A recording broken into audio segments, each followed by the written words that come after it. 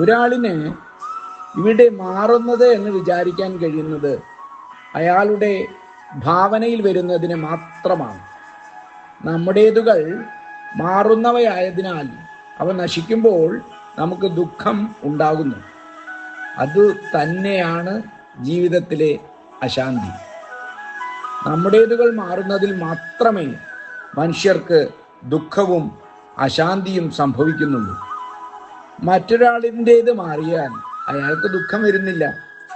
അതുകൊണ്ട് നമ്മുടേതുകൾ എന്ന് വിചാരിച്ചു കൊണ്ടിരിക്കുന്നത് നാം അല്ല എന്നറിയുകയും നാം നമ്മുടേതുകളുമായി കലർന്നു നിൽക്കുന്ന അവസ്ഥയെ വീക്ഷിക്കുകയും ചെയ്യുക. നമ്മുടേതെന്ന് വിചാരിക്കുവാൻ കഴിയുന്നതേതും മാറുന്ന മനസ്സിൻ്റെ സൃഷ്ടിയാണെന്ന്, ഭാവനയാണെന്ന് ചിന്തിക്കുകയും അങ്ങനെ അശാന്തിയും ദുഃഖവും നൽകുന്ന നമ്മുടേതുകളെ ആ ഭാവനയിൽ നിന്നും ഒഴിവാക്കുകയും ചെയ്യുക. അതാണ് സ്വരൂപസ്ഥിതി പ്രാപിക്കുന്നതിന് മഹാത്മാക്കളെല്ലാം നിർദ്ദേശിക്കുന്ന, ചൂണ്ടിക്കാണിക്കുന്ന മാർഗം എന്നറിയുക.